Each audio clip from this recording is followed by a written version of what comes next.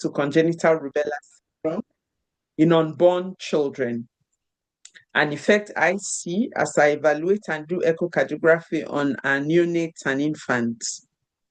In our collective effort to protect every Nigerian child, it has become clear that these two foes must be confronted together. The imminent transition from the standalone measles vaccine to the combo measles rubella vaccine represents a landmark step for Nigeria. It is not just a technical adjustment in our immunization schedule. It is a commitment to more comprehensive child health protection. As pediatricians, health professionals, policymakers, advocates, we bear the responsibility of sensitizing communities, dispelling myths, and ensuring that no child is left behind in this new phase. Today's session is an opportunity to deepen our understanding, to share evidence, and to strengthen our resolve.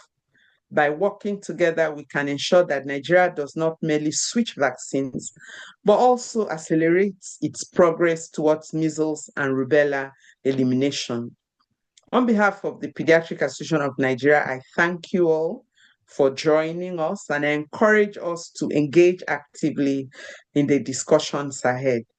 May our deliberations today inspire renewed commitment to safeguarding the lives and futures of our children.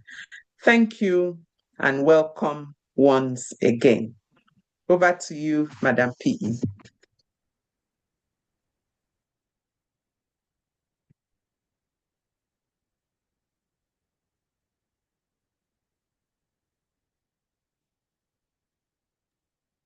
Thank you very much, able President. I was been talking, I didn't know I was on mute. I'll now hand over to our able moderator, the PAN Immunization Subcommittee Chairman, Dr. Ayebo Sado, to introduce the speakers and take over the webinar. Ma, thank you. Thank you very much. Thank you very much, Madam President-elect, Professor Petronilla Tabansi. Permit me to lean on the existing protocol, but I would still have to acknowledge the presence of the president of the association, Professor Ekure, the ESCO members, our elders, and our invitees. Everyone is an invitee, but I specifically would like to acknowledge those from the National Primary Healthcare Development Agency, those in the non-polio SIA group, and those from the Central Working Group. You're all welcome to this webinar.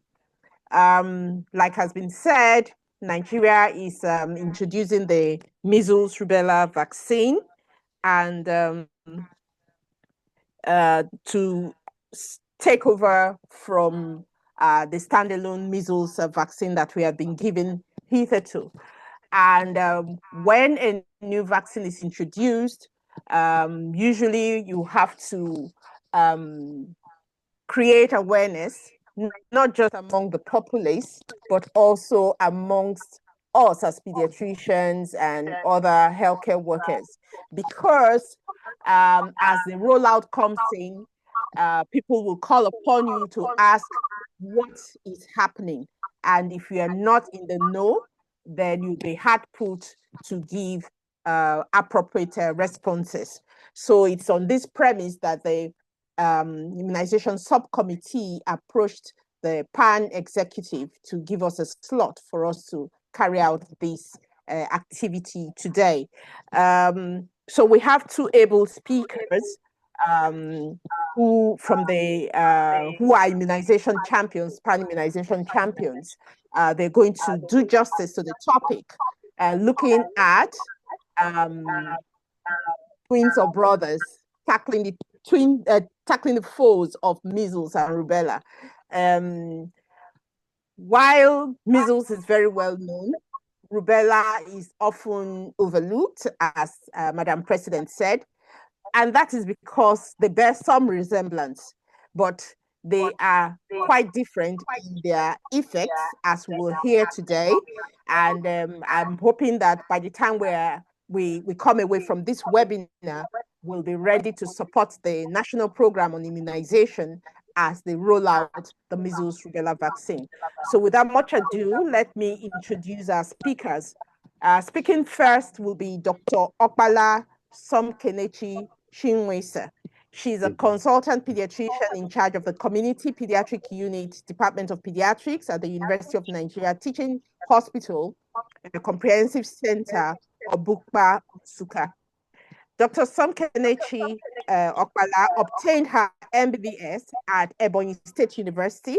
She has an MSc in Health Policy Systems and Management from the Institute of Public Health of the University of Nigeria, Nsukka, and is currently undergoing her PhD program in the same institute. She has published many journal articles in reputable international journals and has also presented many papers both in local and international conferences.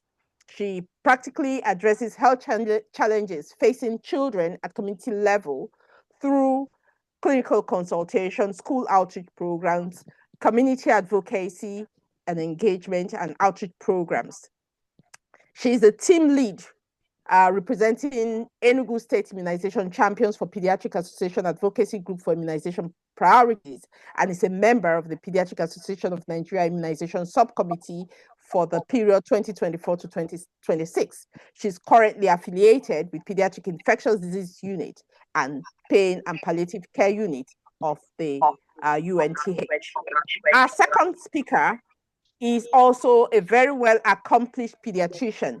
She's Dr. Esther Yiltok, a professor of pediatrics with the University of Jos and an honorary consultant pediatrician with the Jos University Teaching Hospital, Jos, Nigeria.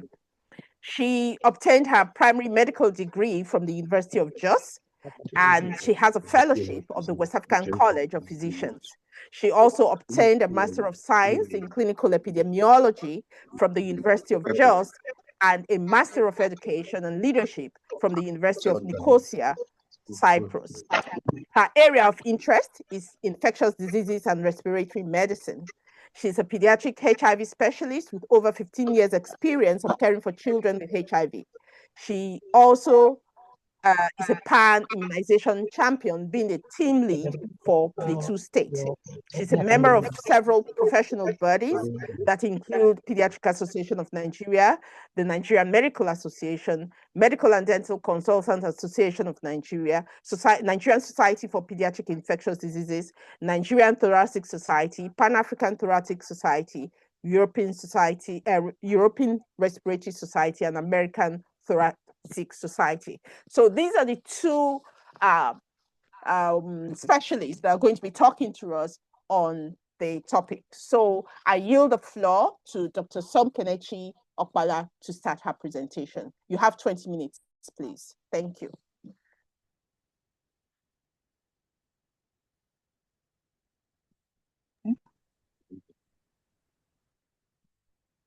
Hello. Good afternoon, everyone. Thank you for having me. I want to appreciate and thank the leadership of Paediatric Association of Nigeria for giving us this opportunity and this forum to discuss this topic. Twins or brothers, tackling the foes of measles and rubella. Please, next slide.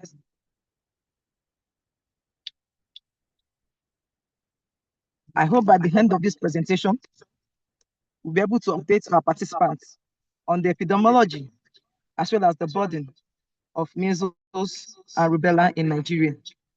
We also orient the participants with the overview of the integrated measles rubella vaccine introduction, as well as highlight to the participants their roles and responsibilities in integrated measles rubella vaccine introduction as health workers.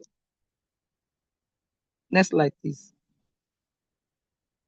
So measles is a highly infectious disease, as well as contagious disease caused by measles virus. It is also known as rubella. It's a single-stranded RNA virus of the Paramyxoviridae family. Transmission is via respiratory droplets, as well as when there is direct contact with an infected individual. Please, the next slide.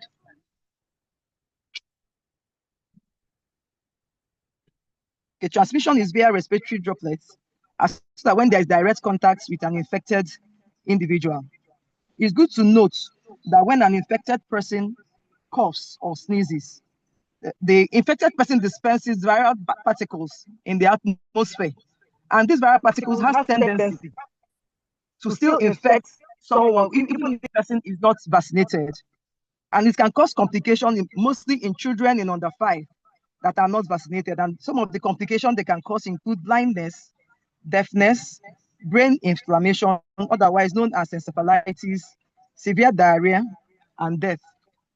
From 2020 to 2023, it was estimated that measles cases increased by 20% worldwide. And it was estimated that measles death decreased by 8% from that 2022 to 2023, primarily because there's an increased number of cases that occurred in countries with lower risk for death. And that is the reason why we emphasize on vaccination as the cheapest and safest way of prevention against measles. Please, the next slide. Next slide, please. Measles still remains a burden in Nigeria. Now, looking at the, we want to compare the EPI week 1 to 49 between 2023 and 2024. In 2023, of all the suspected measles cases, it was noted that there was 0.7% case fatality rate. Now, when compared with 2024, there was slight increase of 0.8%. Please, next slide. So let us look at the map of Nigeria showing measles outbreak status by states and local government as at April week 49, 2024. It was noted that a total of 306 local government areas across the 36 states and Federal Capital Territory recorded measles outbreak. And it was noted that most states in southwestern region had highest number of local governments that had measles outbreak for that year. And 5 states in the northern region, namely Bauchi, Kwara, Ogun, Taraba, and Yobe, still had ongoing measles outbreak. And 2 local governments in Nasarawa and Plateau states, respectively, recorded new measles outbreak as at the end of April week 49. Now, looking at the display of what's happened within that April week 49, you can see that most of the local governments at the southeastern region had no recorded measles outbreak. And most of the local governments around the northern region had ended the outbreak, and there were still ongoing measles outbreak. Please, the next slide.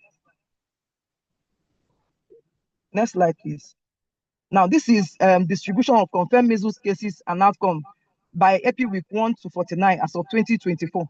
You can see that there were more confirmed measles cases around among the northern states, of which Borno and Adamawa Yobe had more incidents of confirmed measles cases, and there were more deaths around that region. Now, going down the southern region, the incidence was actually weighing down. Can we go to the next slide, please? Now, this is the national line graph of suspected measles cases between 2019 to 2024. We can see that from 2019, there were increased suspected cases, which gradually started going down. And most of the peak, that was the peak period for transmission was noted to be from February to March. So it is more effective to vaccinate before the measles incidence starts rising. So most of these children that get vaccinated between October and November will now mount antibodies against the measles virus within that peak period of transmission. Next slide. So let us look at a monthly breakdown of measles outbreak by states and local governments between January to June 2025. We can see that around January this year, there were clusters of new measles outbreak along the northern region. Now, coming to February, March, there were still new outbreaks with ongoing outbreak. Then coming to May, June, most of the outbreak has already ended. Still trying to buttress that February to March has been noted to be the peak period of measles infection. Can we go to the next slide, please? So this display is showing the age and gender distribution of confirmed measles cases in Nigeria between April week 1 to 25 of this year. So looking at the national data, we had more of the cases clustered around 24 to 59 months, then followed by those children between 5 to 9 years, and they were mainly male children. And you can see that that is also the same data reflecting in the northern region, which is not so significant around the southern region. Please, can we go to the next slide, please? Now, this is the distribution of measles vaccination status among confirmed cases by age group as of April week, by the end of April week 25 in 2025. It was noted that of the total confirmed cases, that 77% of these confirmed cases were actually zero-dose children. And we know that zero-dose children are those children that have not received a single dose of vaccine. And you can see that most of these zero-dose children are actually clustered around the northern region of the country, even though we have some of them around the southern region. Now, looking at the histogram beside it, you can see that most of these children are still clustered around that age of 24 to 59 months, followed by the age 5 to 9 years. Please, can we go to the next slide, please? Okay, this slide is still showing that most of these zero-dose children are still around the northern region, which is still reflecting the data of the national data. Can we go to the next slide, please? Now, let us look at the clinical course of measles. We know that there are 4 phases: the incubation period, the prodromal phase, the exanthematous phase, and the recovery phase. Now, incubation period lasts 7 to 18 days, and that is actually when an individual is exposed to an infected person before the onset of the non-specific symptoms. And from the manifestation of those symptoms, such as fever, cough, coryza, conjunctiva, is actually known as the prodromal phase, before the onset of the rash, which is known as the exanthematous phase. Now, 4 days before the rash and 4 days after the rash is actually known as the high state of communicability for that individual. The individual has the high tendency to infect other people. And that is why health workers, when we get this kind of case, it's important for us to find out the onset of rash. If they are, we have to find out also the vaccination status of that child we are also seeing. We have to get the recent history of travel. If there's the environment this child got infected, is it at school, is it at home? Because you as a health worker, you'll be able to know the infection prevention control practices you are able to initiate. We have to start from knowing if you should isolate that child. Also know when you should collect your sample, because that is the challenge. Most of us, when we see most of these measles cases, we don't even collect sample. We just say that we have to manage them symptomatically. Now, the characteristic features of this rash is that it starts around the hairline, mainly maculopapular rash, which starts around the hairline, involving the neck region, then the trunk, and later involves the extremities. So after that, the exanthematous phase is now recovery phase. At this recovery phase, most of the symptoms are now gradually subsiding, both the rash and the fever, and most of the rash starts dispomating. Can we go to the next slide? So this is where we now make the case definition for measles. Most of them present with fever, rash, and the 3 C's, which we know as cough, coryza, and conjunctivitis. The next slide, please. Now, we are looking at the immune response in acute measles infection. Like I mentioned before, that this rash is very important because from that onset of rash, about 2 days to 3 days, the body will start mounting antibodies against the measles virus, and that's when you start releasing the IgM antibodies, and which stays between 2 to 3 weeks, sloping down around the 4th week. And as it's now weighing down, the body will now start mounting IgG antibody, and that is why the IgM now shows it shows that there is a recent infection, while IgG shows immune status and past infection. Can we go to the next slide, please? Now, let's quickly look at some facts on rubella. Rubella, also known as German measles, sometimes it's called 3-day measles because it's believed that the rash stays only for 3 days, is a contagious viral infection caused by rubella virus. It is of the family Togaviridae. It primarily affects children and young adults, but it can occur at any age. Rubella is generally mild in healthy individuals, but can have severe consequences if contracted by a pregnant woman during her first trimester.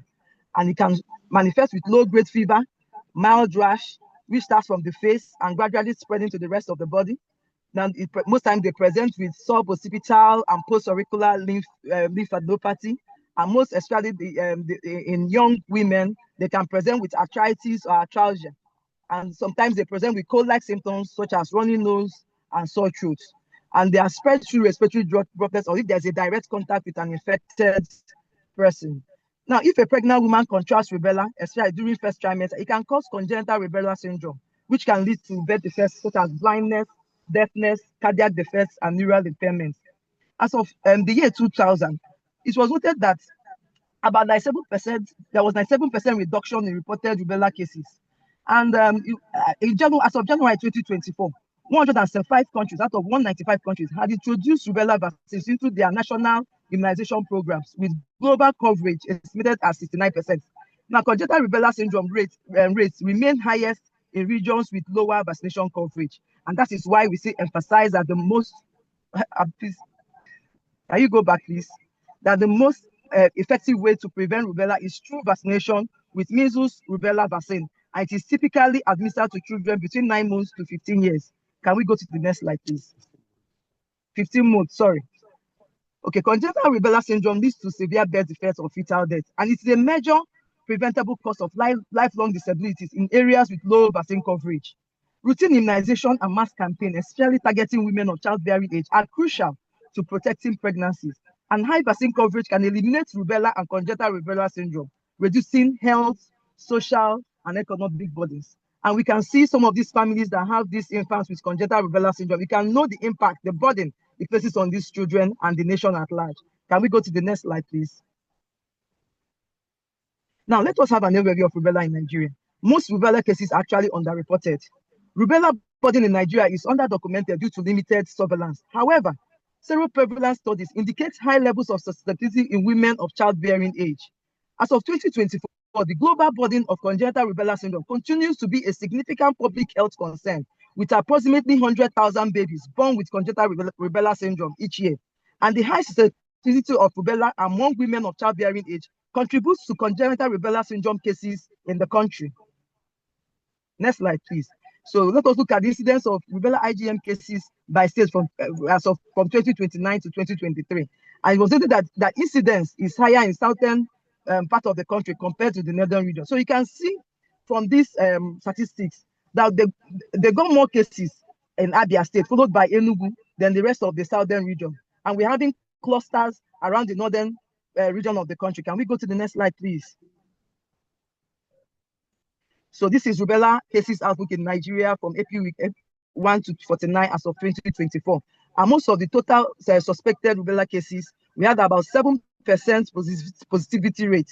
And out of this group of people, we got about 2 cases that resulted to congenital rubella syndrome. And I want us to look at the display here, that most of the IgM cases are actually clustered around the southern region. And looking at the northern region, they're actually there.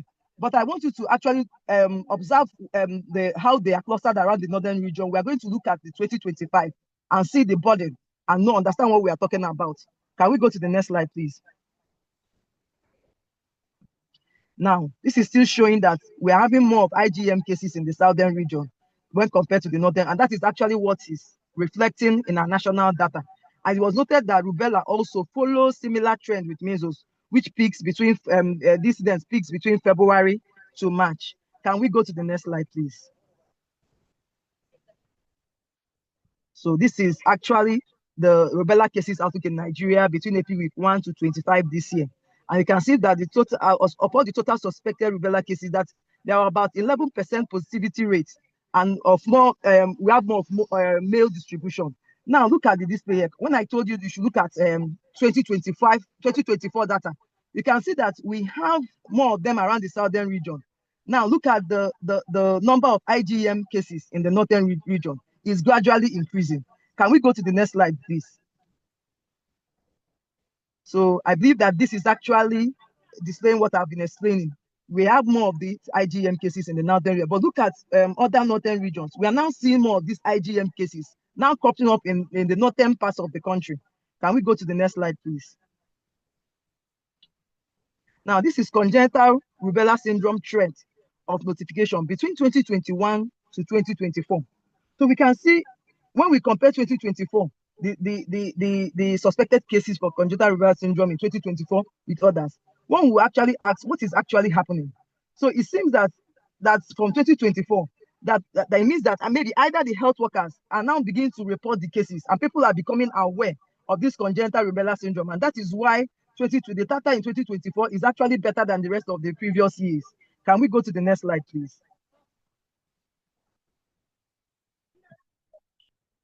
So this is actually distribution of suspected congenital rubella cases by local governments in Nigeria. And you can see what is happening here. This is actually Lagos, the data from Lagos State. You can see data from Kano, you can see from Cross River, from Bauchi and Akwa Ibom.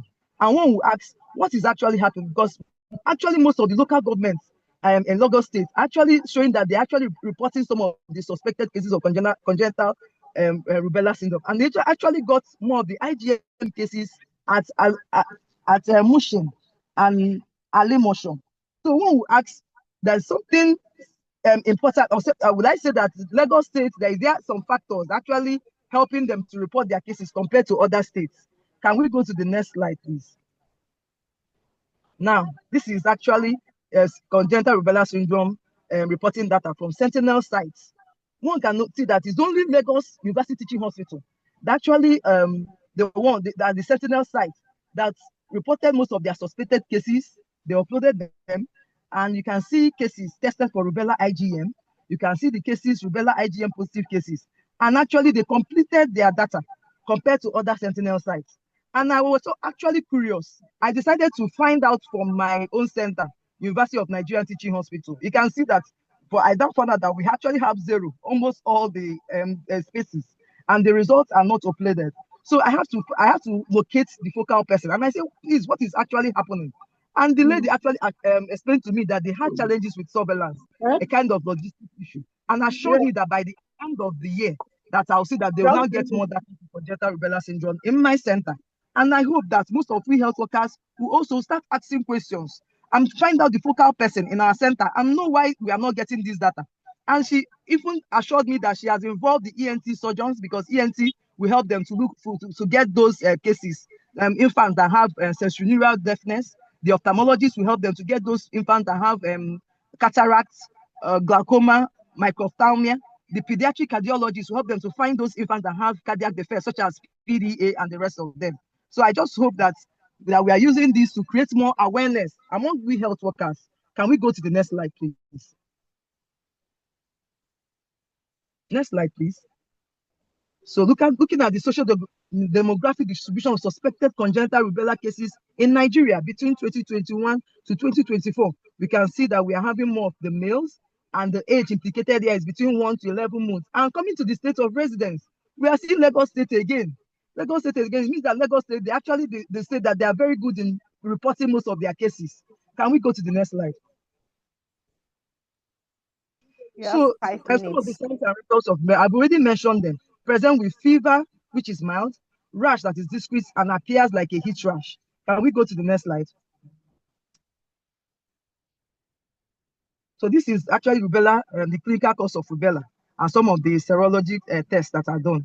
So within the incubation period, there's viral shedding, and that is when there is excretion of virus in the throat. And we'll now see some of these symptoms that I've already mentioned before: the lymph node swelling, sore throat, and viremia. Then the onset of rash, which I also explained before in measles. That's when there is now the body start mounting up enough antibodies, IgM antibodies. But the difference between rubella and measles is that rubella IgM antibodies last up to 4 months, as against measles that stays just about 2-3 weeks or thereabout. But for rubella, it lasts up to 4 months. And you can see the other investigations one can do to actually detect rubella infection. Can we go to the next slide, please? So this is actually the immune response I've already explained with the onset of rash. Can we go to the next slide? So this is what I've already explained. And I want to explain to us that if we get some of these patients and you want to take your sample, maybe before the onset of rash, you may not likely get anything. So from 2-3 days after the onset of rash, that's when you're able to get some of these specific IgM antibodies. Can we go to the next slide, please? So let us quickly look at the clinical differences between measles and rubella. We've talked about the causative agents, the incubation period. Rubella has more incubation period. Looking at the rash, we have that for measles, is most infectious between 4 days before rash and 4 days after the onset of rash. For rubella, it is 5 days before and 6 days after rash. Then the duration of the rash is 1 to 3 days for rubella. Then there's coptic spots, which is found in measles, which is absent in rubella. Then most of the common complications found in measles are pneumonia, encephalitis, severe diarrhea, subarachnoid sclerosing panencephalitis, and that of arthralgia in rubella, congenital rubella syndrome for infected mothers. Can we go to the next slide, please? Then transmission is highly contagious for measles and moderately contagious for rubella. The age indicated here for measles is primarily children under 5 years in unvaccinated population. And for rubella, primarily children and young adults and those that are infected in each area. Then next slide, please. Can we go to the next slide, please? Then for diagnostic testing, it's still serology for both measles and rubella. And you can see that both of them, the vaccine for both of them are both live attenuated. Thank you.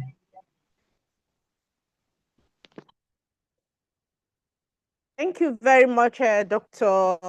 Somkene, for keeping to time. So we'll quickly take Professor Utok's presentation, after which we will take questions. So please note down your questions. You can start asking in the chat boxes so that as Dr. Somkene can look at some of those questions and may answer them in the chat box. But then, so Professor Utok, the floor is yours.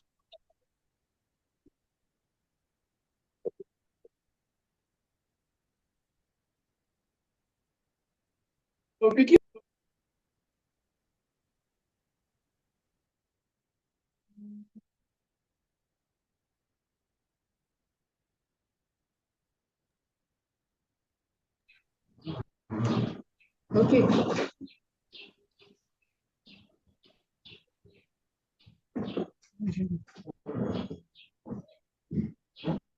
Oh, so you talk, we can't hear you. Okay. Good afternoon, everyone. Good afternoon, the President-elect, our chair, and everyone present.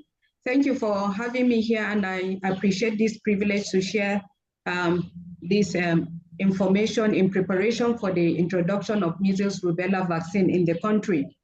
I would like to go by this outline, and I'll start by saying that measles and rubella remain endemic in Nigeria, and there are periodic outbreaks affecting thousands of children, and this leads to vaccine preventable deaths, especially among the under 5.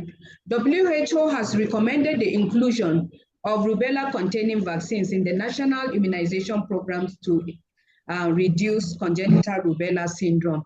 And for the introduction of the rubella-containing vaccine, it advises countries to ensure that it introduce it when measles vaccination coverage exceeds 80%, and combination rubella vaccine should be used either as MR or MMR. And currently, Nigeria is about to introduce MR vaccine. A single dose is sufficient to give long-lasting immunity. However, 2 doses are introduced into the routine immunization to ensure sustained protection. And during campaigns, it is advocated that a wide age approach, age range approach should be given, ages between 9 months to less than 15 years, so that there will be rapid reduction in the transmission of the infection. And subsequently, it should be integrated into the routine immunization to sustain protection and subsequently elimination of the infection. There is a global support available now to aid Africans, especially Nigeria, with a high burden of these infections to introduce this vaccine. Initially, WHO set a target to eliminate these infections by 2020 under the Global Vaccine Action Initiative. However, in 5 WHO regions, however, this target was not met because of various factors like vaccine coverage gaps, outbreaks of infection, weak and inequalities of the health system, the COVID-19 pandemic, vaccine hesitancy, misinformation, security challenges, conflict and displacement. So to accelerate the progress, WHO relaunched the Measles and Rubella Strategic Framework, which spans over 2021 to 2030. in the bid to eliminate these infections by 2030. And the core vision is to ensure that no child is left behind. And this framework emphasizes the need for high vaccination coverage, strong surveillance system, and rapid outbreak of responses. And by 2020, only the Americas was able to achieve this elimination. And it is the only region that has currently eliminated rubella at 2015 and is certified. Initially, it eliminated measles in 2002. However, there's reemergence due to migration and issues with vaccination coverage. Europe, Western Pacific, Southeast Asia, and Western Mediterranean have achieved some levels of elimination in some states of the region. In the Africa was not included initially on the original plan for this elimination goal because of low immunization coverage, weak surveillance system, and poor infrastructures. However, in 2011, due to the successes recorded in the developed countries, Africa started introducing the vaccination, adopting these similar strategies that the first successful countries have adopted in achieving elimination. So currently in Africa, by 2020, there's no rubella control on elimination goal. However, progress has been made to ensure in terms of countries that have introduced rubella vaccine. And there's increase in the surveillance system in which more cases are identified. From 2000, less than 1,000 was identified, and in 2018, over almost 12,000 cases were identified. Countries mostly without the introduction of these vaccines are mainly in Central and Western Africa, including Nigeria. Currently, Africa has not achieved, no country has achieved any elimination, rubella elimination.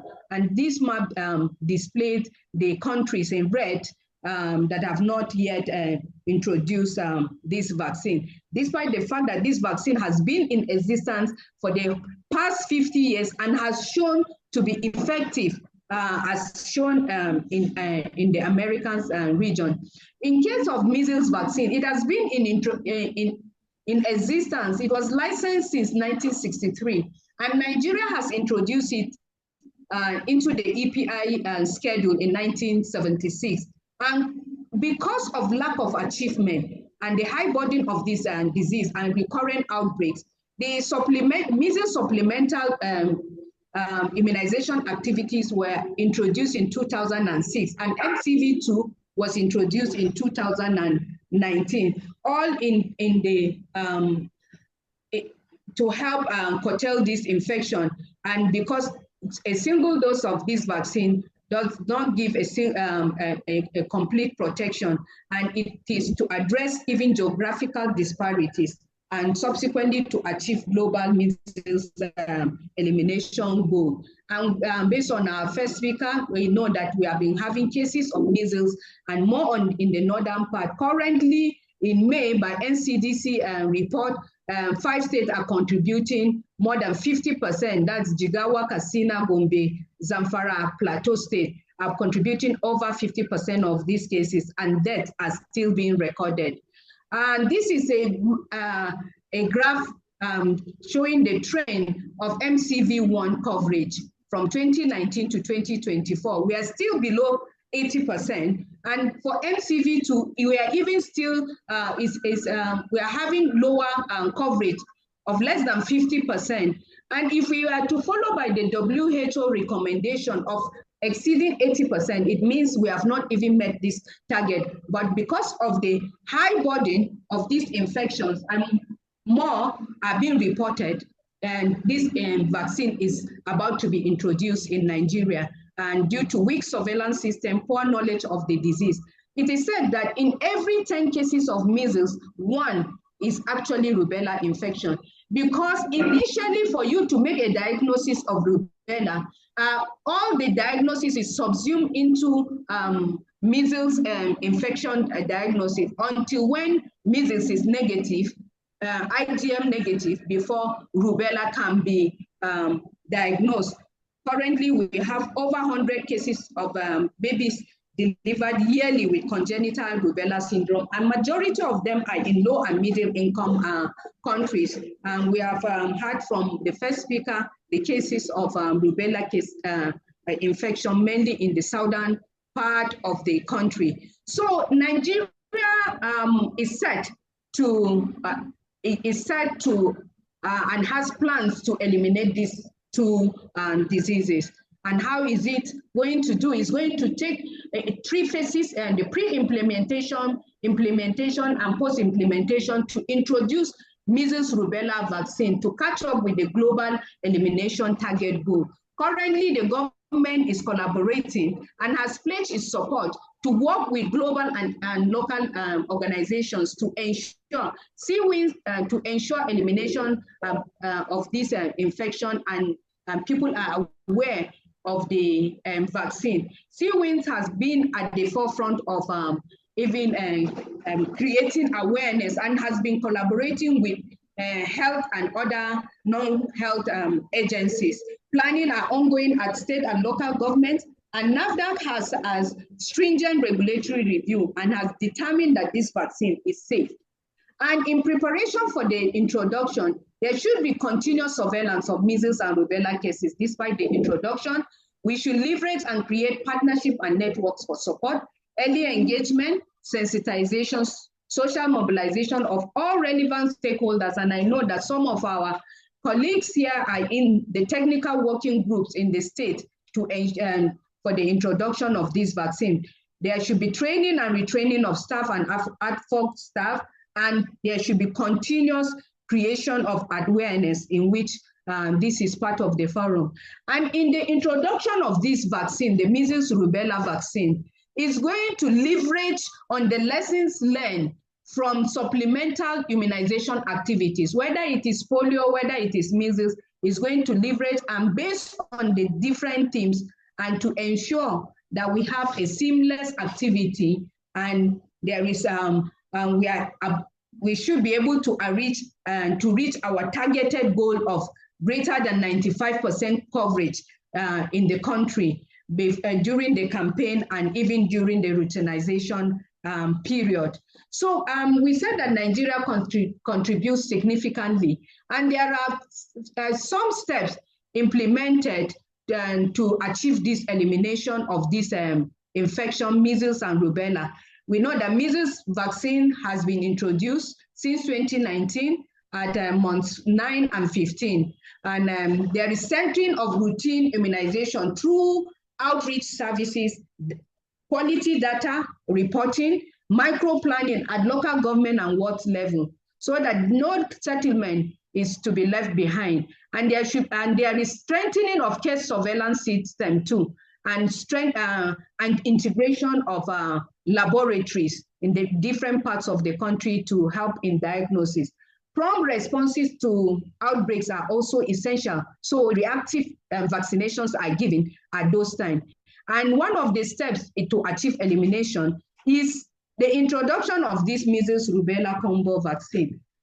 And all efforts is to reduce this measles rubella vaccine to less than 1 case per million, and subsequently eliminate this infection by 2030, in line with the National Measles Rubella Immunization Elimination Plan and the country at large. So, and the target for the integrated measles vaccine is known as integrated measles vaccine because of it involves 2 vaccines.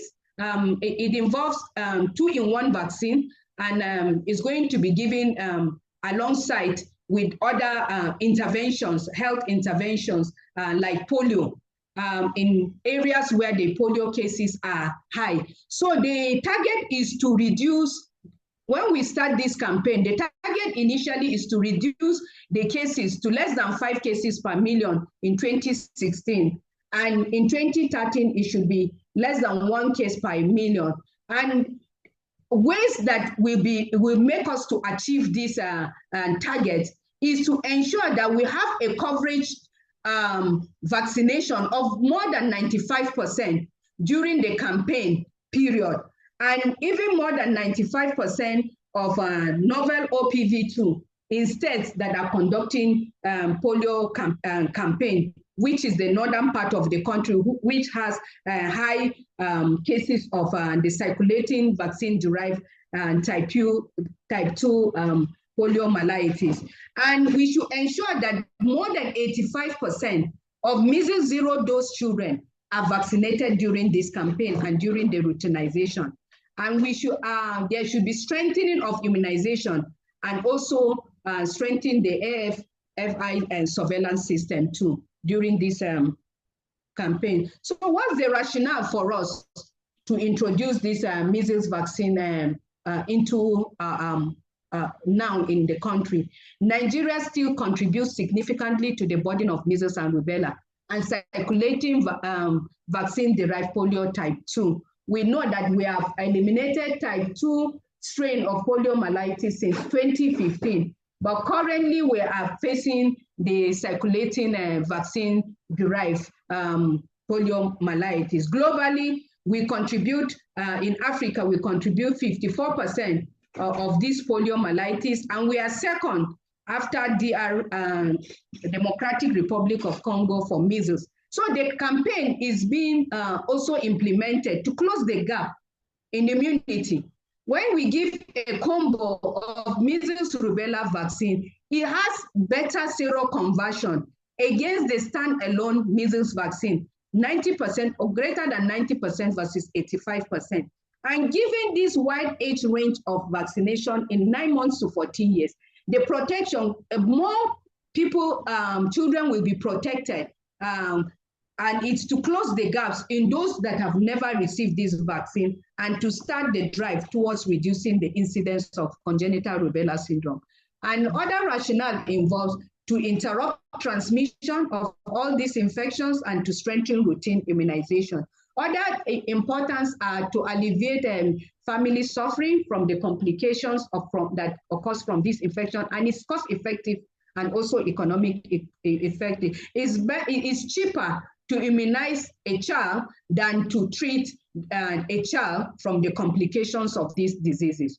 So this is in the operation of this campaign in this 2025 is going to be a nationwide campaign of this, and the target age we said is 9 months to 14 years, and the target population is about 102.5 million children in all the 36 states plus FCT. And in some states that currently are having some high impact interventions, such as interventions for non-tropical diseases, poliomyelitis and malaria, those states, the campaign will leverage on the health campaign effectiveness model that is being used in those states to introduce this measles rubella catch-up campaign. And it is going to be routinized immediately also. I will explain the aspect of switch later. And the campaign, I said, is going to leverage on the lessons learned from previous supplemental immunization activities. And it is going to be phased. The campaign is going to be in 2 phases, and each of the phase will have 2 streams. Phase 1 will occur in the northern part of the country. However, Oyo State, because it has a high prevalence of poliomyelitis, is going to be in phase 1, because phase 1 implementation that is occurring in the northern part of the country will have poliomyelitis integrated into the measles rubella campaign. And it is going to start in October. Okay, the 2 streams are in October, while phase 2, the 2 streams, one is in January and the second is in February. All the vaccinations will be carried out within 10 days with 2 days of mop-up, and it's going to be in fixed posts, and we will have some in temporary fixed posts or mobile posts like churches, markets, and other areas that will, and schools will have these temporary and mobile fixed posts. And this graph shows the different phases of this vaccination. Phase 1 is the northern part, with the exception of Oyo, that is joining in stream 1 of phase 1 and is occurring starting from 4th to 13th of October of 2025, while stream 2 is from 18th to 27th October 2025. In phase 2 is occurring in January 20th to 29th, while phase 2 stream 2 is 4th to 13th August. The legend down is showing that even all the other health interventions, like the non-tropical diseases, will continue. And the seasonal malarial chemoprophylaxis is continuing with the ITN distributions in certain parts of the states, as depicted by the dots, based on this legend. So the upper and the northern parts will also have integration of polio vaccination. That's the NOPV2, to curtail the vaccine-derived type 2 this thing. I would like to discuss the switch. There are 2 switches that are going to occur in the implementation of this vaccine introduction. The first switch is to start from campaign. We have the campaign period, and then followed by the routinization. And during even the campaign period, some of them will be routinized, especially those that are 9 months. If they are 9 months, their next dose of vaccine will be at 15 months. But other ages will receive it in those the dose of the vaccine. The targeted states are shown as below. We have 11 states in the phase 1, stream 1, and 10 states in stream 2, and 8 in stream 1 and 2 of the phase 2. Then the timeline we say is 10 days, okay? After this campaign, we have a period of 4 weeks to routinize these individuals, and the maximum projected dates are given below. For the first stream, it should be in November. It should be the next month. It should be the following month after the campaign. But in between, after the campaign period, vaccines will be available in health facilities for those that have missed to go to the health facilities to receive these vaccines. And this vaccine, we said it has been in existence for over 50 years, and quality checks have been done in compliance with European standards, NAFDAC, and custom clearance will authentify the, ensures authenticity of this vaccine. Adverse events will be well documented, and there are channels of reporting to ensure that these things are investigated. And for patients receiving these vaccines, there are contraindications in individuals that have severe allergies and severe immunosuppression, and mothers who are pregnant, or teenagers that are pregnant, that are eligible. They are not eligible for this vaccine. And in terms of immunogenicity of this vaccine, it is highly immunogenic. A single dose to 2 doses can give a protection of over 99%, and those immunity lasts for a very long time, and some of them are lifelong. It elicits both cellular and humoral responses. And the measles and rubella vaccines are given at those periods because of the high seroconversion rate. Following immunization or infection, the seroconversion to protect this individual usually is from 2 to 4 weeks. Enough antibodies are produced within 2 to 4 weeks, and that antibodies protects for a very long time, for decades. And in combination, it is said to be highly immunogenic. And concerning the vaccine, it is a combination vaccine, 2 in 1, and it's live attenuated freeze-dried powder, and it is supplied in powdered form and comes with separate diluents. Currently in the immunization, in our NPI schedule, we are using measles 10-dose vial vaccine. But during this campaign, we are switching from measles 10-dose vial vaccine to measles rubella 10-dose vial vaccine. And during routinization, there is a switch from 10 to 5-dose vial vaccine. So there are 2 switches in terms of the vaccine. First, from measles to measles rubella, okay? During the campaign, we are using 10-dose vials.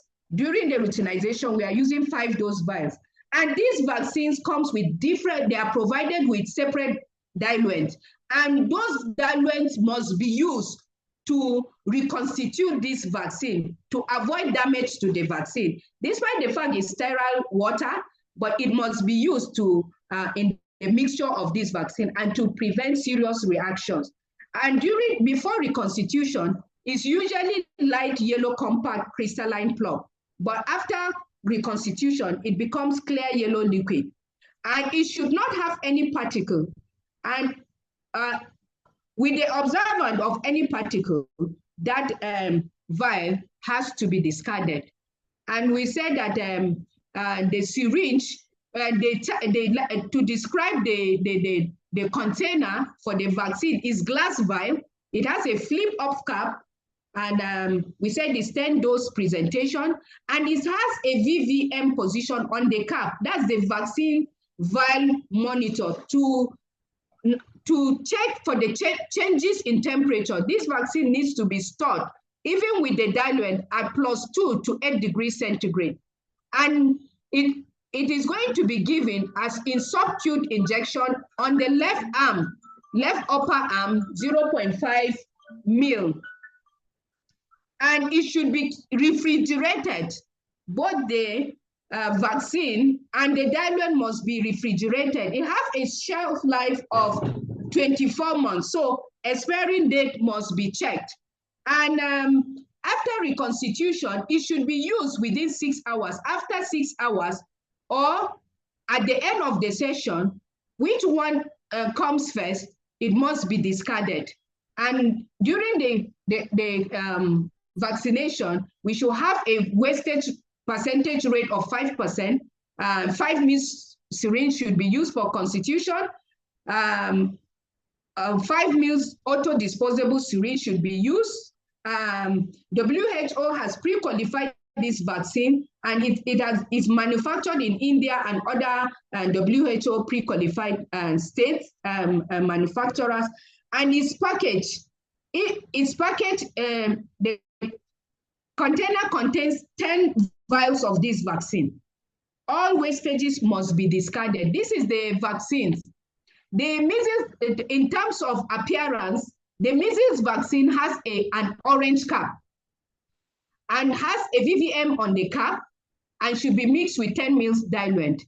While the one for the measles rubella 10-dose vaccine has purple cap and should be mixed with 10 ml diluent.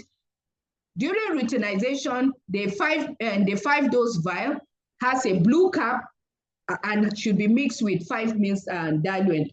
I've already mentioned campaign 10-dose vials, while the routinization, we are using 5-dose vial. Why are we using why are we switching to 5-dose vials? It's going to help in the protection of measles and provide immunity. It will reduce wastages and even missed opportunities, because sometimes the health workers will refuse to open the 10-dose vials, but currently during the routinization, you have fewer children and it to give this vaccine, and the risk of contamination is reduced with fewer punctures of this vaccine, and we are trying to align with global recommendations for this vaccine. And activities will follow post-implementation to ensure that there is success of the measles rubella routinization. In terms of leadership and governance, we should ensure that meetings continue. There should be continuous engagement and collaboration. We should continue creating awareness, ensure that the supply chain is without disruption, and training and retraining should continue, and data management should be adequate for decision making. And in terms of the novel OPV vaccine, it is a modified form of the Sabin vaccine, and it is a 50-dose vial, and it is not affected by freeze, and it is heat sensitive, so it also has the VVM on the cap. And the shelf life is 12 months when it is stored at -20 degrees centigrade, and 3 months when it is stored at 2 to 8 degrees centigrade.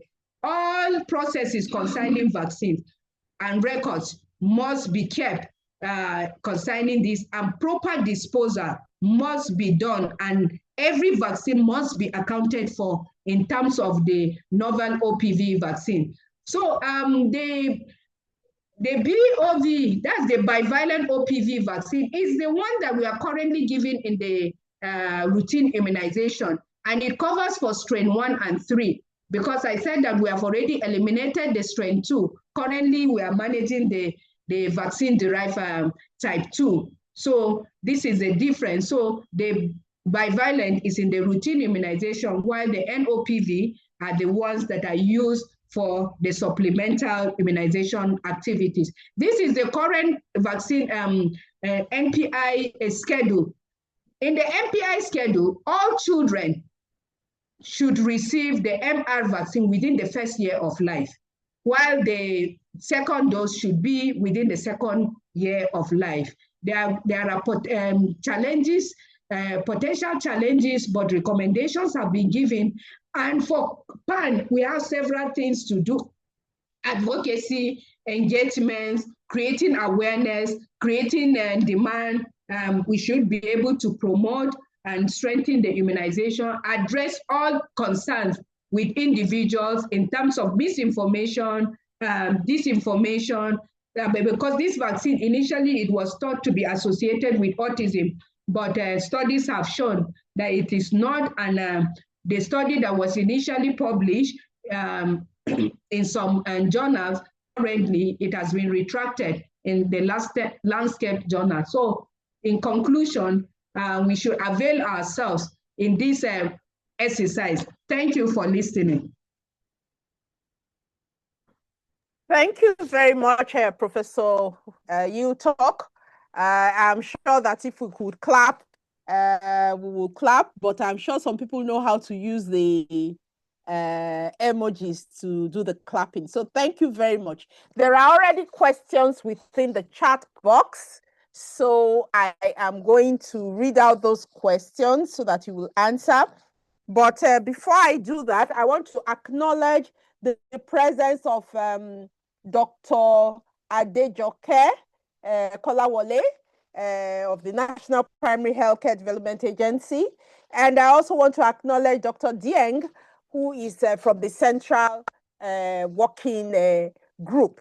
So while I'm looking for the questions so that I can read them out, I'd like to ask Dr. Adejoke to say one or two things on behalf of National Primary Healthcare Development Agency. Good afternoon, Prof. Good afternoon, everybody on the call, and thank you all. Thank you to the Paediatric Association of Nigeria for putting this together and organizing this. We also want to appreciate everybody that has joined and the questions that have been asked. And first, I want to acknowledge the presentations that have also been made. I appreciate the professors also that put that together, and that we are always willing at the NPHCDA with our partners to collaborate with the Paediatric Association of Nigeria.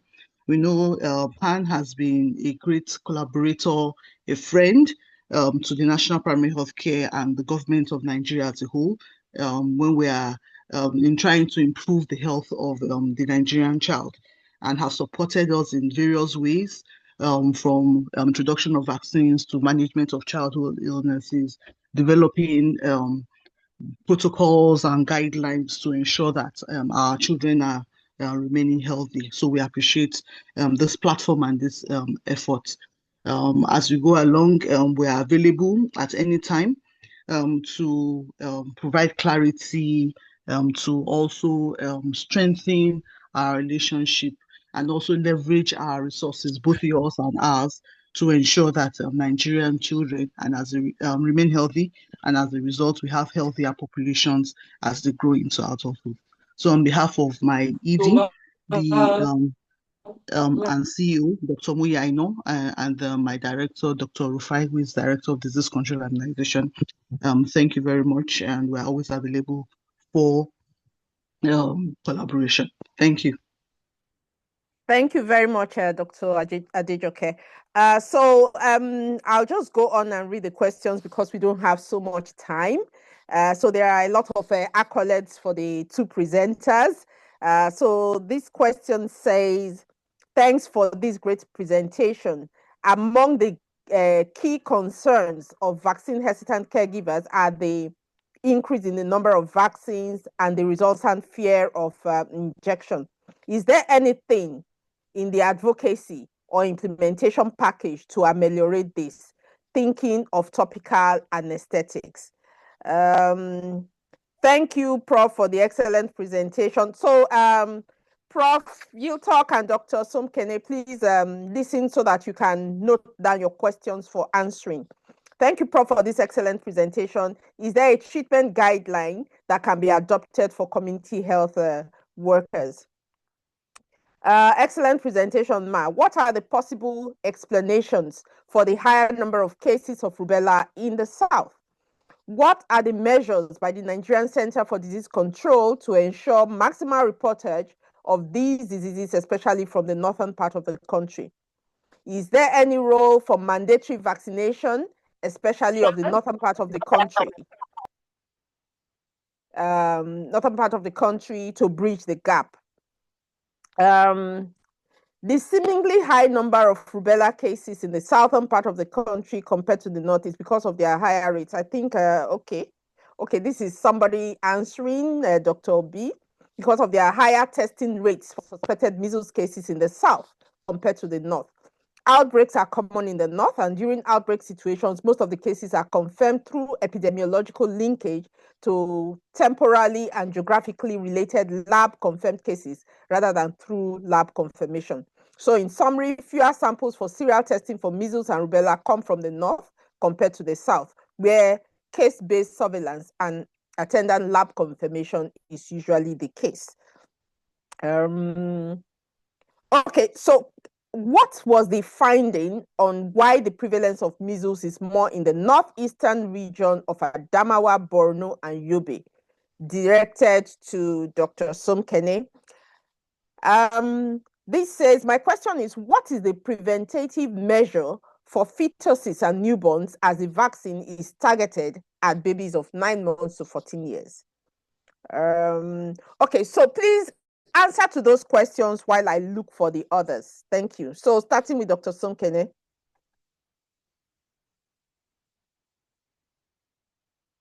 Hello, Dr. Somkene. Hello. Yeah. Okay. The question, I want to address the one they said that what are the possible explanations for the higher number of cases of rubella in the south compared to the north, right? Yes. And then there was another one. Sorry. Yes. What was the findings on why the prevalence of measles is more in the northeastern region of Adamawa, Borno, and Yobe? Okay. Actually, from my presentation, it is actually noted that most of the states in the southern region, they actually do the real testing, that the serologic testing, compared to the north.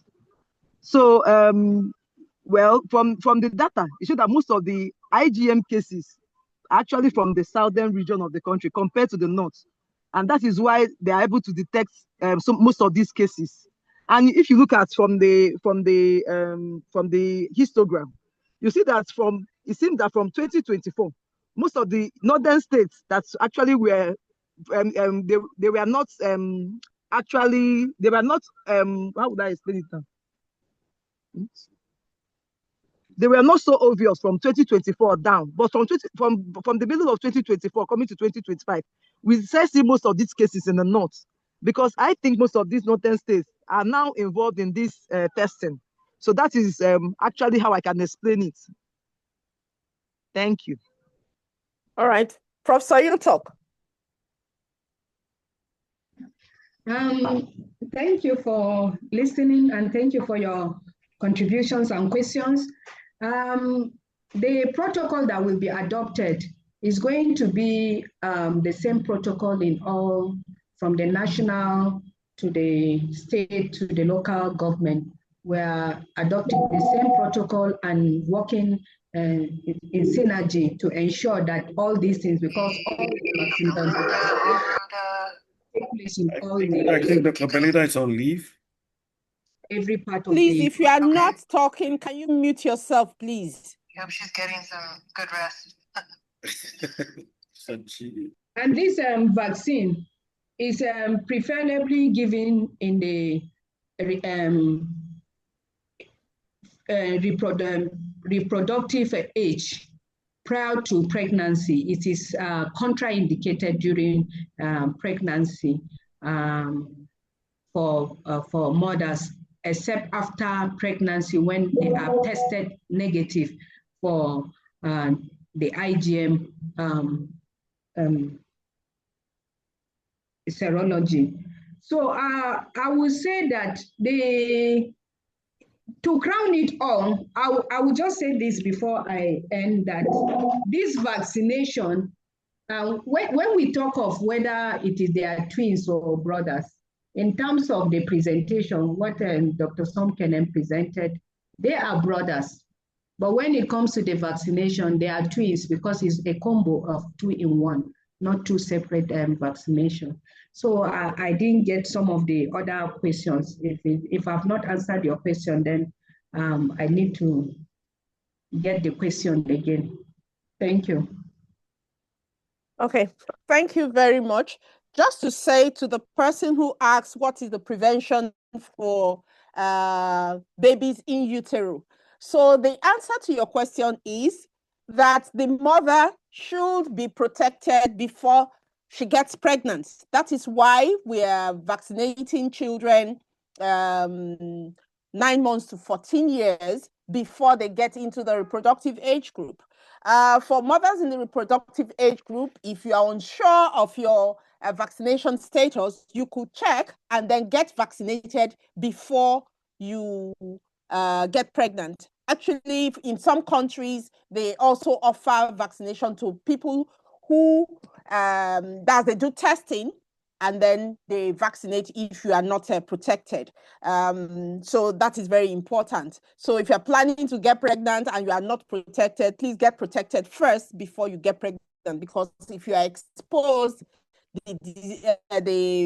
as we have heard, the effect can be catastrophic. So more questions. What is PAN or health systems in Nigeria doing to vet these vaccines?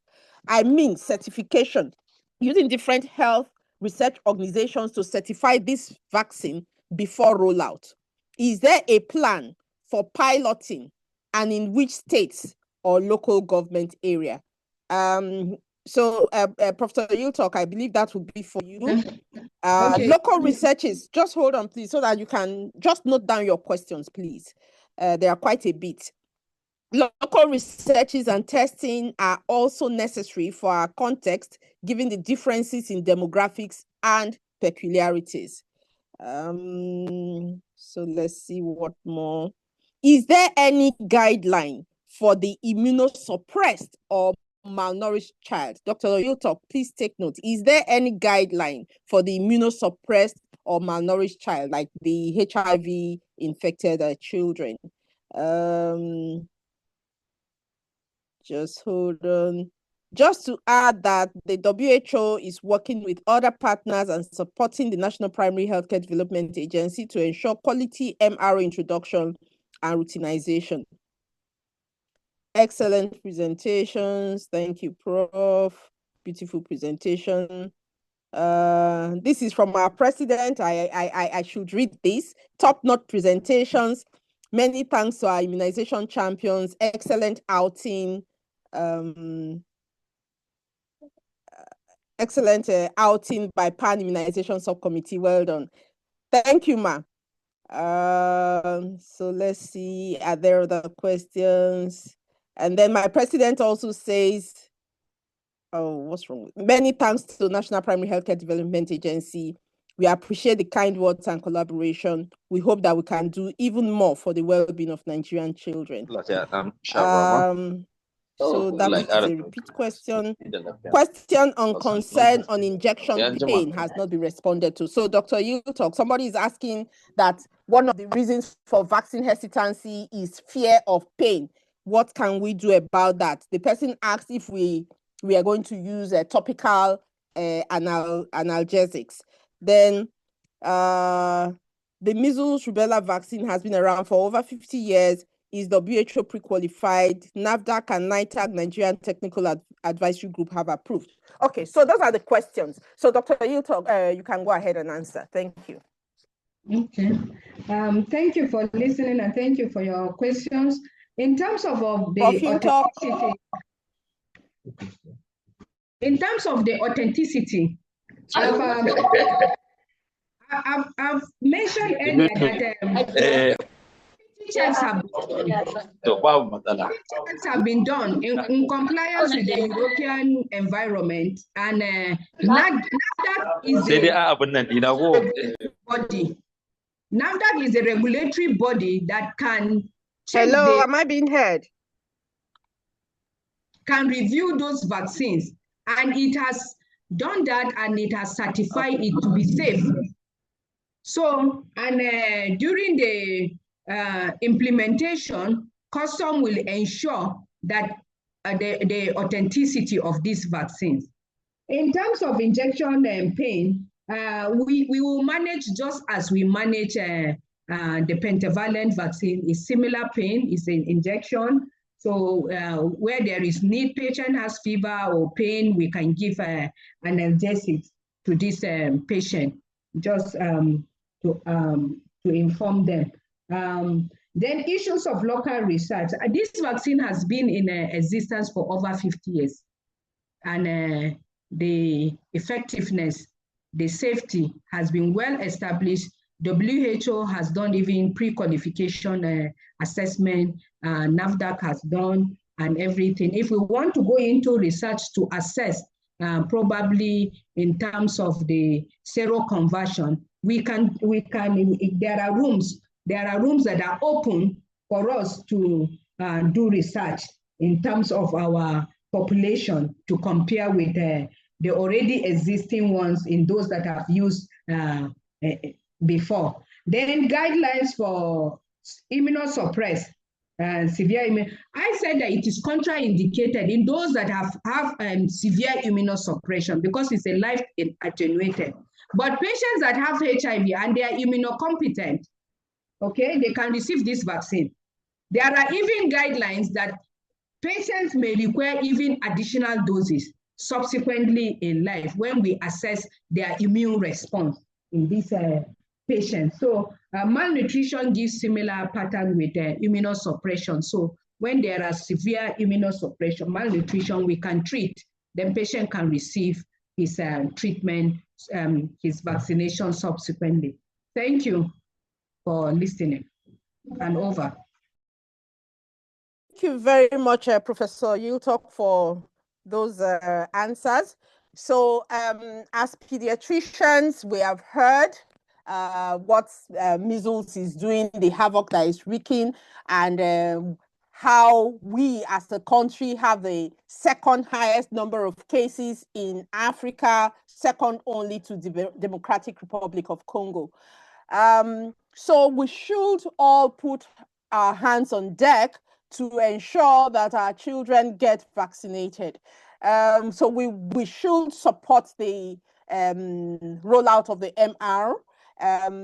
Many of us have seen cases of congenital rubella syndrome, and when the parents are asking why, you feel so sad because we don't have rubella vaccine in country, but now it has come, so we should be very happy to support the rollout of the MR vaccine. I'm happy about some of the questions that border on hesitancy. So we know that the vaccine has been around for over 50 years, in which case, if there were serious concerns, the countries that have been using them would have heard from them. So please let us encourage the use of the vaccine, because it is not a new vaccine per se. We have it's been in use. And then as academics, it also opens up vistas for us to conduct research, looking at what the seroconversion rates are amongst our children. And then, like Professor Yiltok had said, there's going to be monitoring of adverse events following immunization, so we will be able to document what it is that our own population have when they are exposed to these vaccines. So on that note, I want to thank all of you for coming, and I would like to now hand over to the president-elect. And while handing over, I want to thank Madam President and the ECHO for giving the PAN Immunization Subcommittee the opportunity to carry out this presentation. Thank you very much. Over to you, Madam PE. Wow, we did say it was going to be a very interesting session. So fellow pediatricians and comrades, we have been well informed on measles, rubella vaccine rollout and everything. Let us go forward then to continue to advocate and ensure that no child is denied of this vaccine once it comes out. Thank you very much to the PAN Immunization Subcommittee, always performing as usual. Thank you, everybody, our elders. Yeah, I think at some point it got to like almost 170 attendance, so that is really great. Well done, everyone. So we'll see you next month for the next interesting seminar. Have a nice evening.